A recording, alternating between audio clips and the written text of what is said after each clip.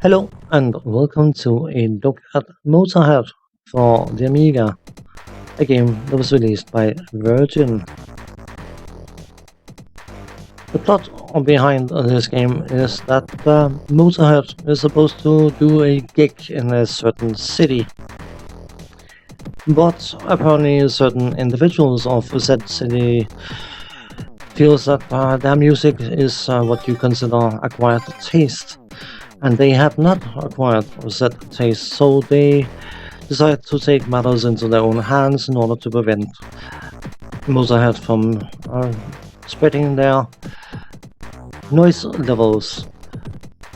And they do that by capturing, kidnapping, incarcerating the band members of Motörhead. Lemmy, the lead singer of the band, is not present at that time because he's very busy emptying his stomach even of the previous night's date with a certain Jack Daniels. So he arrives late to the party and discovers that the band members are missing. Most of the city's inhabitants and the band itself has been looking forward to this gig, so Lemmy is not going to take it lying down and decides that it's time to beat up some people in order to rescue his band members.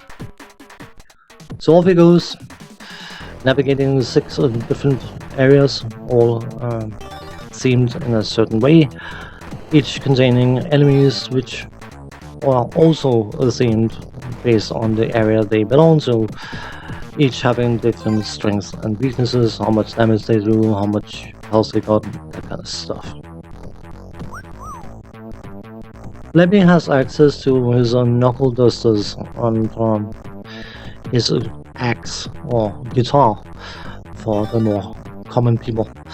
And of course, you can easily imagine that him swinging that into the people's faces will likely hurt a bit. But beyond that, he also has access to 2 special moves and Motörhead magic.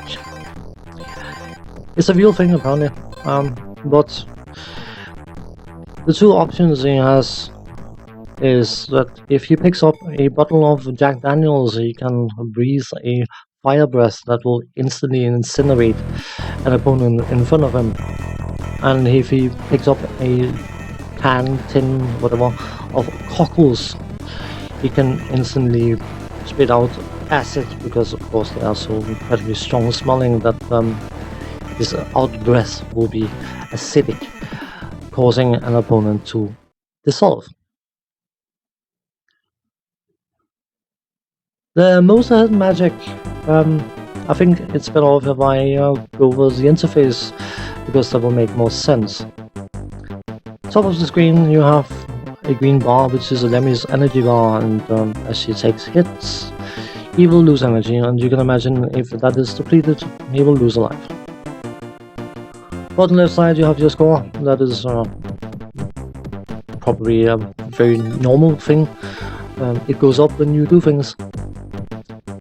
To the right of the silver skull you have some indicators which are your lives, and furthest to the right there are 3 bullets which will be colored once Lemmy picks up Motörhead symbols. When he has 3 bullets covered, he can either strike a chord on his guitar, which will instantly obliterate someone in front of him, or you can, by activating the spacebar, use the Motörhead magic to summon something. If he picks up further Motörhead symbols after the bullets has been colored even, they will be given stripes, indicating what rank they are at. The first level will summon a tasty looking lady of some description that will distract enemies on the screen, and the highest rank will summon some sort of demon devil thing that will completely and utterly obliterate any enemy on the screen. But of course, because of the fact that Lemmy can use the Motörhead magic to either strike a chord or summon something, it is a resource that you have to be mindful of how you manage it.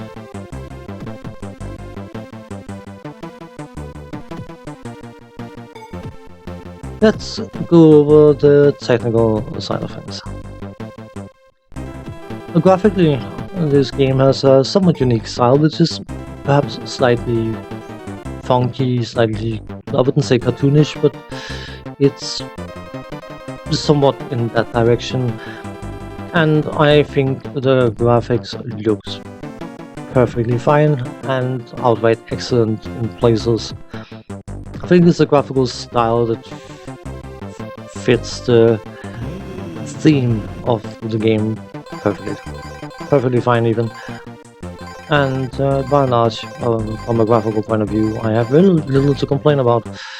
Everything looks clean and it moves very smoothly. There will be some slowdowns from time to time, but yeah, that's the way things will work. The sound effects are by and large very satisfying. They portray what they need to portray and give you the information they need to give you, and something like striking a chord sounds like striking a chord. So the sound effects are very appropriate and very fitting for the game. The music, depending on the level, I mean the quality of the music is excellent, but I personally found certain levels music to be a bit dull. But I mean it is fitting for the levels, so as such you can't really complain about it.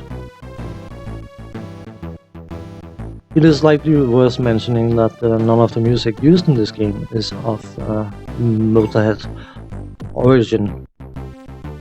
But something that I do want to point out concerning the soundscape as a whole is the fact that it was made by Ben Daglish, and it pleases me no end because the quality is very high.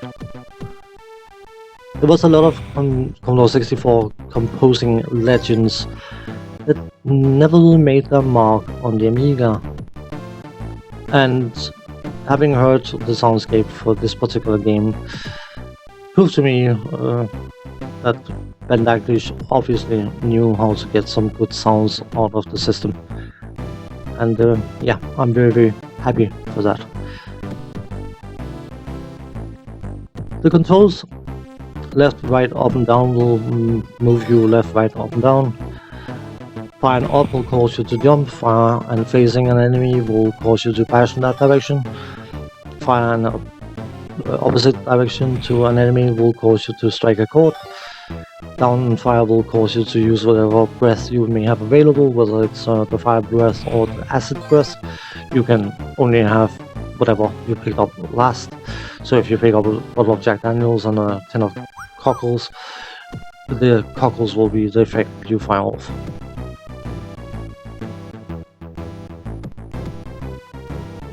The controls are perfectly fine, depending on the range of your joystick.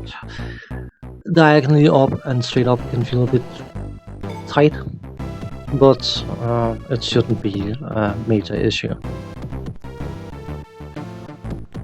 Collision detection seems by and large perfectly fine, but it can be a bit off at times, and it's not something you will experience often, but it's definitely noticeable.